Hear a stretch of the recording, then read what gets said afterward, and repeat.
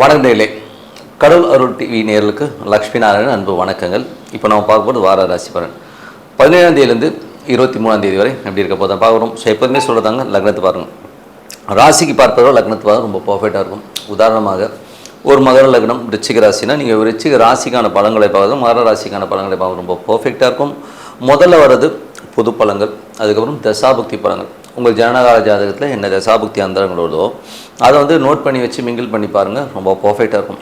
வீடியோட எண்டில் tip of the week இருக்குது, மறக்காமல் பாருங்கள். இந்த வாட்டி டிப் ஆஃப் த வீக்கில் நம்ம சொல்கிறது என்னென்னா விஷ்ணுபதி புண்ணிய காலம்.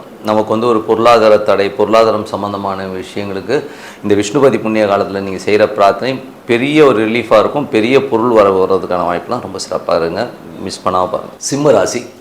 சிம்ம ராசிக்கு வந்து பார்த்திங்கன்னா உங்களுக்கு ராசி அதிபதி சூரியன் ராசியிலே இருக்கும்போது அது கேது புதன் போல விஷயங்கள்லாம் இருக்கும். பெரிய வருமானங்களை நோக்கி போவீங்க, பட் இருந்தாலும் சில நேரம் பிளாங்க் ஆயிடுவீங்க. ஸோ என்ன பண்ணுறது ஏது பண்ணுறது சொல்கிறேன்னு ஒரு பிளாங்க்னஸ் இருக்கும். பெரிய வருமானங்கள் வர மாதிரி இருந்தாலும் அது டக்குன்னு டைம்லி வரல அப்படிங்கிற எண்ணங்களை கொடுக்கும். குடும்பத்தில் உள்ளவங்க நம்மளை புரிஞ்சிக்கல அப்படிங்கிற எண்ணங்களையும் கொடுத்துருங்க. ஏன்னா வந்து உங்களுக்கு ரெண்டில் வந்து இப்போ சுக்கிரன் நீச்சமாகும்போது குடும்பத்தில் இருக்கிறவங்க யாரும் புரிஞ்சிக்கல, என்னுடைய தம்பி புரிஞ்சிக்கல, பக்கத்து வீட்டுக்காரன் புரிஞ்சிக்கல, தொழிலில் வந்து கொஞ்சம் தேவையில்லாத வருமான முறைகள், அதனால் மன உளைச்சல் வர்றதுக்கான வாய்ப்பு இருக்கிறனால கொஞ்சம் வந்து பொறுமையாக பேசுகிறது ரொம்ப ரொம்ப அவசியம். ஏன்னா பேசும்போது கொஞ்சம் அநாகரிகமாக பேசிடுவோம். அதனால் வந்து நமக்கு நாளைக்கு வந்து நீ இப்படி பேசிட்டே தான் வரும், அவன் பண்ணதெல்லாம் வரவே வராது. ஸோ அதனால் கொஞ்சம் கவனமாக இருந்துக்குங்க. அதுக்கப்புறம் பார்க்கும்போது உங்களுடைய 4ஆம் அதிபதி, ஸோ 4 மற்றும் 9ஆம் அதிபதியான செவ்வாய் 11இல் இருக்கும்போது நல்ல லாபங்களை கொடுத்தோம். சிறப்பான லாபங்கள், நல்ல ஏற்றங்கள் வர்றதுக்கான வாய்ப்புகள் எல்லாமே அற்புதமாக இருக்குங்க. ஸோ அது ரொம்ப சிறப்பான விஷயங்கள். சொத்துக்கள் சம்மந்தமான விஷயங்கள், வெளிநாடு பிரயாணங்கள் சம்மந்தமான விஷயங்கள் எல்லாமே ரொம்ப அற்புதமாக இருக்கும். அதுக்கப்புறம் பார்க்கும்போது உங்களுக்கு 5 மற்றும் 8ஆம் அதிபதியான குரு 12இல் இருக்கும்போது குழந்தைகள் சம்மந்தமான விஷயம், நிறைய எக்ஸ்பென்ஸ் ஆகிறமான விஷயங்களை கொடுத்துரும். அது மட்டும் இல்லாமல் அது வந்து சனியுடைய சாரத்தில் வக்கரமாக போகும்போது குழந்தைகள் பிடிவாதம், ஸோ நான் இப்படி தான் இருப்பேன், நான் இப்படி தான் செய்வேன் அப்படின்னு சொல்லிட்டு பிடிவாதம் பிடிக்கிறது, தேவையில்லாத ஒரு கடனை குழந்தைகளுக்காக வாங்கிட்டு யாருக்காகவோ வாங்கிட்டு ஐயோ குத்துதே குடையுதேன்னு மாட்டிக்கிட்டு முடிக்கிற சூழ்நிலை கண்டிப்பாக இருக்கும். சத்யராஜ் ஒரு படத்தில் சொல்லுவார், ஆப்புங்கிறது யாரும் யாருக்கும் வைக்கிறதில்ல, அது அங்கங்கே இருக்கும், நம்மளாக அது மேலே ஏறி உட்காந்துக்கிட்டு ஐயோ குத்துதே குடையுதேன்னு சொல்லிட்டு நம்மளாக ஏற்படுத்திக்கிறது தான். அதனால் ஒரு செயல் செய்கிறதுக்கு முன்னாடி நம்ம யோசித்து பார்த்து பண்ணுறது ரொம்ப ரொம்ப நல்லது. அதுக்கப்புறம் பார்க்கும்போது உங்களுடைய 9ஆம் அதிபதி செவ்வாய் வந்து 11 இருக்கும், வெளிநாட்டில் இருக்கணும், நல்ல வருமானங்கள், நல்ல ஏற்றங்கள் வர்றதுக்கான வாய்ப்புகள், வியாபாரத்தில் வந்து ஒரு பெரிய வருமானங்கள் வர்றதுக்கான வாய்ப்புகள் ரொம்ப நல்லாயிருக்கு. ஸோ 8ஆம் அதிபதி 12இல் இருக்கும்போது எதிரிகளை நினச்சி நம்ம எமோஷன் ஆகும், ஐயோ இப்படி ஆகிட்டா என்ன பண்ணுறது, ஐயோ அம்மான்னு சொல்லிட்டு ஒரு எமோஷன்ஸ் இருக்கும். அதனால் தேவையில்லாத விஷயங்களை தவிர்த்துக்கங்க. ஆன்மீக சுற்றுலா, ஆன்மீக பயணங்கள்லாம் போகும்போது கொஞ்சம் வந்து கேர்ஃபுல்லாக வந்து போகிறது ரொம்ப ரொம்ப நல்லது. அதனால் சின்ன மன உளைச்சல் வரும், வேறு ஒன்றும் கிடையாது. அதுக்கப்புறம் பார்க்கும்போது உங்களுடைய 10ஆம் அதிபதியான சுக்கிரன் 3இல் வந்து நீச்சமாக இருக்கும்பொழுது டாக்குமெண்டேஷன், செக்ஸ் இஷ்யூ பண்ணுறது, இந்த மாதிரி விஷயங்கள்லாம் வந்து கொஞ்சம் கேர்ஃபுல்லாக ஹேண்டில் பண்ணுங்கள். செக்கை கொடுத்துட்டு ஐயோ என்னடா அது செக்கை கொடுத்துட்டேனே நான் என்ன பண்ணுறதுன்னு தெரியாமல் புலம்பாமல் பொறுமையாக ஹேண்டில் பண்ணுங்கள். பக்கத்து வீட்டுக்காரிடம் தேவையில்லாத பேச்சுக்கள், தேவையில்லாத ஒரு வாய் வார்த்தையை விட்டுக்கிட்டு உண்ணாக்கிக்க கூடாது, ஓகேங்களா? ஸோ அதனால் அதெல்லாம் கொஞ்சம் கவனமாக இருந்துக்கிறது ரொம்ப ரொம்ப நல்லது. மற்றபடி என்னங்க, அது மட்டும் இல்லை, இப்போ 11ஆம் அதிபதியான புதன் உங்களுக்கு ராசியில் இருந்தும் பெரிய பிளான்லாம் போடுவீங்க, பெரிய பிளானு, பெரிய ஸ்கெட்செல்லாம் போட்டு பெரிய வருமானம், நான் தான் நாளைக்கு அம்பானிங்கிற லெவலெல்லாம் திங்க் பண்ணுவீங்க. பட் இருந்தாலும் டைம்லி வந்து அதை வந்து உங்களால் ப்ரொசீட் பண்ண முடியாது. ஏன்னா வந்து சூரியனோட அஸ்தங்கம் ஆகும்போது இந்த வாரம் வந்து கொஞ்சம் பிளாங்க் ஆகிடும், என்ன பண்ணுறோம் ஏது பண்ணுறோன்ற ஒரு பிளாங்க்னஸ் இருக்கும். அதுக்கு வந்து ஒரு லக்ஷ்மி நரசிம்மரை வழிபாடு பண்ணும்போது ஒரு அற்புதமான பலன்கள், நல்ல விஷயங்கள் கண்டிப்பாக நடக்குங்க.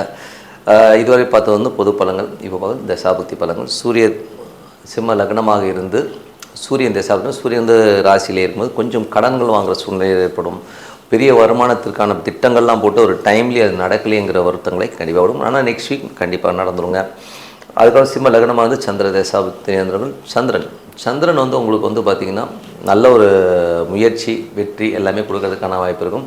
தாயார் சம்மந்தமான விஷயங்கள், நிலபுலன்கள், வண்டி சம்மந்தமான விஷயம், கொஞ்சம் மன வருத்தங்கள் வந்து போகிறதுக்கான வாய்ப்புகள் கண்டிப்பாக இருக்கும்.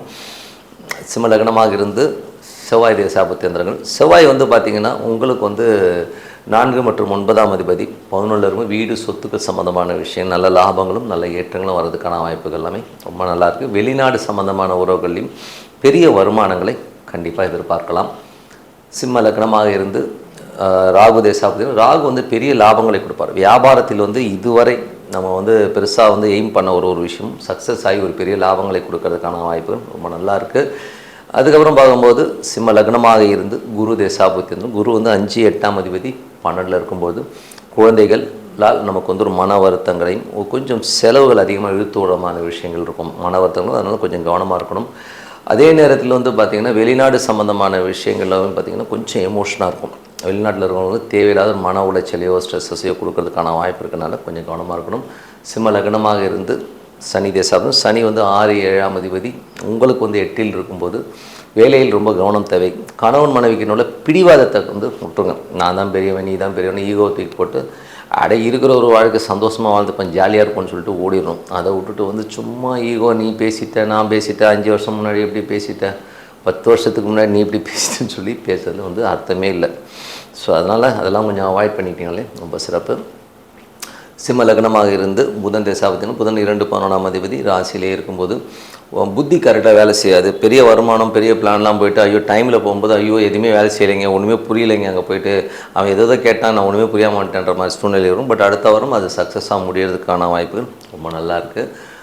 சிம்ம லக்னம் வந்து கேது தேசம் கேது வந்து சூரியன் கேது இருக்கும்போது கொஞ்சம் நம்ம எமோஷன்ஸ் ஜாஸ்தி இருக்கும். புதனும் கூட இருக்கும்போது கரெக்டாக நம்ம வந்து புத்திசாலித்தனமாக நடக்க முடியாமல் கொஞ்சம் கடன்கள் வாங்குகிற சூழ்நிலை சில பேருக்கு ஏற்படலாம். அதனால் வந்து நரசிம்மர் வழிபாடு விநாயகர் வழிபாடு சிறப்பான பலன்களை கண்டிப்பாக கொடுக்கும்.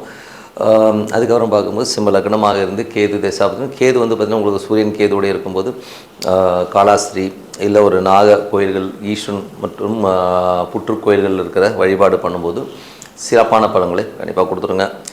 சிம்ம லக்னமாக இருந்து சுக்கிர தேசாபதி சுக்கிரன் வந்து 2இல் நீச்சமாக இருக்கும்பொழுது சந்தேகங்களால் மற்றவங்க இப்படி பேசிட்டாங்க அவங்க இப்படி பேசிட்டாங்க அப்படின்ட்டு அந்த கலக்கத்தில் வந்து ஏடாகூடமாக பேசுகிறது அசிங்கமாக பேசுகிறதெல்லாம் வந்து அவாய்ட் பண்ணிக்கிறது ரொம்ப ரொம்ப தொழில் ரீதியான விஷயங்களில் ஃபண்டிங் பண்ணும்போதோ இன்வெஸ்ட்மெண்ட் பண்ணும்போதோ கொஞ்சம் மனக்கலக்கங்கள் டென்ஷன்ஸ் வர்றதுக்கான வாய்ப்புனால கொஞ்சம் கவனமாக இருக்கிறது ரொம்ப ரொம்ப நல்லதுங்க.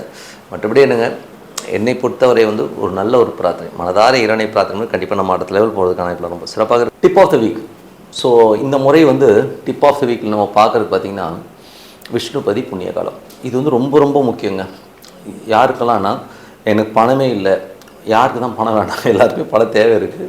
பட் எனக்கு பணம் இல்லை பணம் வந்து ரொம்ப கஷ்டப்படுறேன் பேங்க் பேலன்ஸே இருக்க மாட்டேங்குது அப்படின்னு நினைக்கிறவங்கெல்லாம் இந்த விஷ்ணுபதி புண்ணிய காலத்தில் போய் நீங்கள் வந்து வழிபாடு பண்ணும்போது ஒரு பெரிய காசு வந்து நமக்கு வரதை வந்து தவிர்க்கவே முடியாது. அவ்வளோ அற்புதமான பலன்கள் நீங்கள் வேணால் பாருங்கள். இந்த விஷ்ணுபதி புண்ணிய காலம் நிறைய பேருக்கு தெரியும். கோயில்களில் கூட பார்த்திங்கன்னா நிறைய கூட்டம் வரும். இப்போ பார்த்திங்கன்னா நிறைய பேர் தெரிஞ்சது நிறைய கூட்டம் வருது. இது ஒர்க் ஆகுதா ஒர்க் ஆகலைன்னா சூப்பராக ஒர்க் ஆகுதுங்க. கிட்டத்தட்ட வந்து நானும் வழிபாடு பண்ணுறேன். நான் வழிபாடு பண்ண ஆரம்பிச்சு என் பர்சனலாகவும் நல்ல ஒரு வருமானங்கள் வர ஆரம்பிச்சிச்சு. அது மட்டும் இல்லை எனக்கு தெரிந்த நண்பர்கள் என்னுடைய கிளைண்ட்ஸ் எல்லாருக்குமே சொல்லும்போதும் நல்ல வருமானங்களை கண்டிப்பாக கொடுத்துச்சுங்க. ஸோ அதனால் இந்த விஷ்ணுபதி புண்ணிய காலம் என்றைக்கு வருதுன்னா 17ஆம் தேதி. 17ஆம் தேதி வந்து சாயங்காலம் ஸ்டார்ட் ஆகுது. 18ஆம் தேதி காலையிலையும் பண்ணலாம். ஓகேங்களா. மேக்ஸிமம் 17 ஈவினிங்கே ஸ்டார்ட் ஆகிடுது. ஸோ நீங்கள் ஈவினிங்கே கூட பார்த்தீங்கன்னா பெருமாள் கோயிலுக்கு போங்க.